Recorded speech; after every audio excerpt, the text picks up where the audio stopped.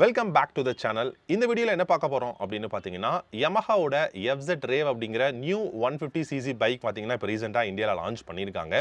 அந்த பைக்கை பார்த்தீங்கன்னா ஃபுல் டீட்டெயில்டு ரிவ்யூ வீடியோ பார்த்தீங்கன்னா போன வீடியோ நம்ம சேனலில் அவைலபிளாக இருக்குது. அந்த வீடியோவை பார்க்காதவங்க அதை பார்த்துட்டு இந்த வீடியோவை பாருங்கள். ஏன்னா அப்போ தான் இந்த வீடியோவில் யாரெல்லாம் வாங்கலாம், யாரெல்லாம் வாங்கக்கூடாது, என்ன மைலேஜ், சிட்டியில் என்ன மாதிரியான கம்ஃபர்ட் இருக்கும் அப்படிங்கிற டீட்டெயிலில் இந்த வீடியோவில் நம்ம பார்க்க போகிறோம். ஸோ அந்த வீடியோவை பார்த்தீங்க அப்படின்னா அந்த பைக்கில் என்ன இருக்குது அப்படிங்கிறது உங்களுக்கு வந்து ஃபுல்லாக தெரியும்.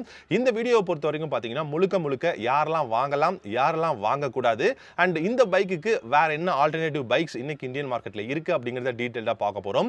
நீங்க இன்னும் நம்ம சேனலை சப்ஸ்கிரைப் பண்ணலனா தயவு செஞ்சு சப்ஸ்கிரைப் பண்ணிக்கோங்க. சேனலோட இன்ஸ்டாகிராம் பேஜையும் வந்து ஃபாலோ பண்ணிக்கோங்க.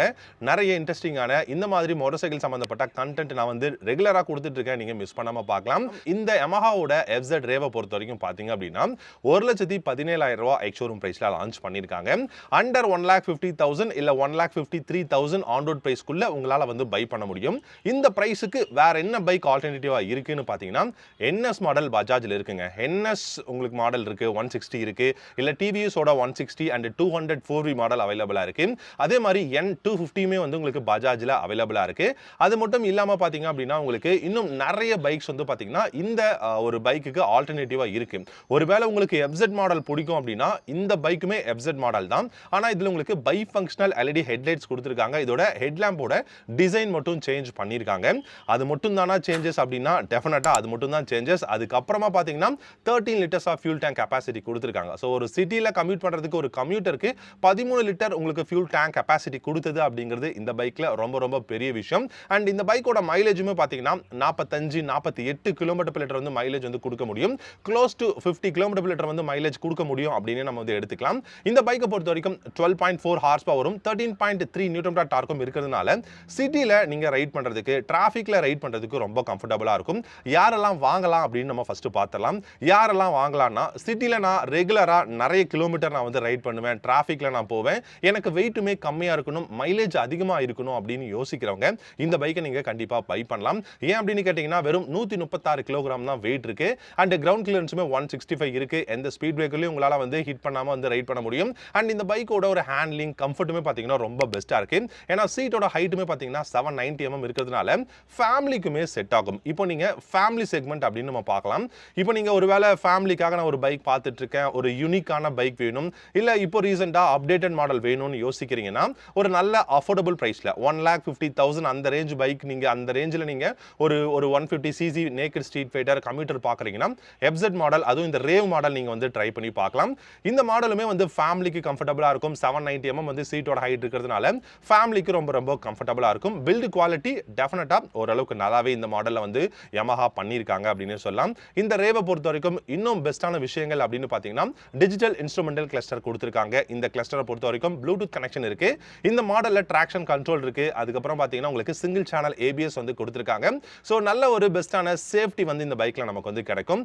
அப்ரைட்டான ஹேண்டில் பார்ஸ் இருக்கிறதுனால கண்டிப்பா கம்ஃபர்டபுளா நீங்க இந்த பைக்கை ரைட் பண்ண முடியும். எவ்ரிடே யூசேஜுக்கு இந்த பைக் ரொம்ப கம்ஃபர்டபுளா இருக்கும். ஹீட் இஷ்யூவோ இல்ல வந்து உங்களுக்கு வந்து பாத்தீங்கன்னா உங்களுக்கு அந்த எர்கனாமிக்ஸோட அந்த ஒரு இஷ்யூவோ வந்து வராது.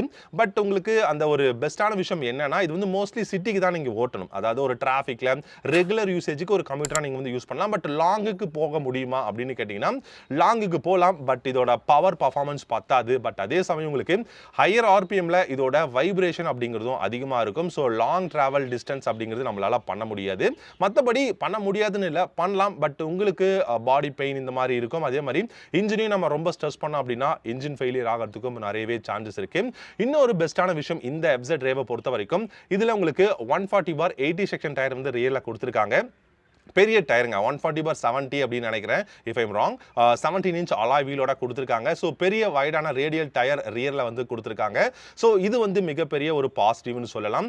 அண்ட் உங்களுக்கு வந்து அலாய் வீல்ஸ் எல்லாமே பார்த்தீங்கன்னா உங்களுக்கு ரெட் கலர் அலாய் வீல்ஸ் வந்து கொடுத்திருக்காங்க. இந்த பிளாக் கலர்ல பொறுத்த வரைக்கும் பார்க்கறதுக்கு ரொம்பவே நல்லா இருக்குங்க. பைக்கோட ஃபினிஷா இருக்கட்டும், ஏன்னா இது வந்து பிளாக் கலர் இப்போ நீங்க பார்த்துட்டு இருக்கிறது இது வந்து பிளாக் கலர்ல இருக்கிறதுனால ரொம்ப ஷைனிங்கான அந்த ஒரு பிளாக் கொடுத்திருக்காங்க. பார்க்கறதுக்கு நல்லா இருக்கு.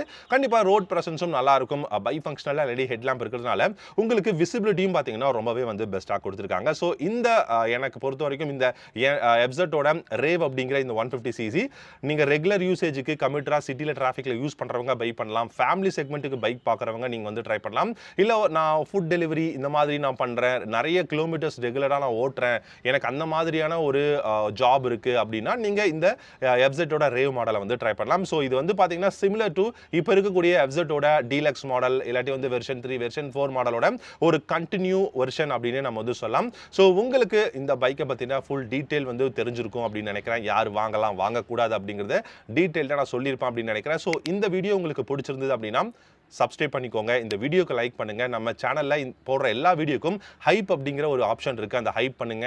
அண்ட் இந்த மாதிரி மோட்டார் சைக்கிள் சம்பந்தப்பட்ட கண்டென்ட் உங்களுக்கு எல்லாம் பிடிக்கும் அப்படின்னா உங்களுடைய ஃப்ரெண்ட்ஸுக்கு வந்து இந்த மாதிரியான வீடியோஸ் வந்து ஷேர் பண்ணுங்க. அண்ட் நம்ம இன்ஸ்டாகிராம் பேஜை ஃபாலோ பண்ணிக்கோங்க. நிறைய இன்ட்ரெஸ்டிங்கான பெஸ்டான கான்டென்ட் நம்ம இன்ஸ்டாகிராம் பேஜ்லயும் வரும். ஃபாலோ பண்ணிக்கோங்க. தேங்க்யூ ஸோ மச் ஃபார் வாட்சிங். அடுத்த ஒரு வீடியோவில் பார்க்கலாம். Have a great day.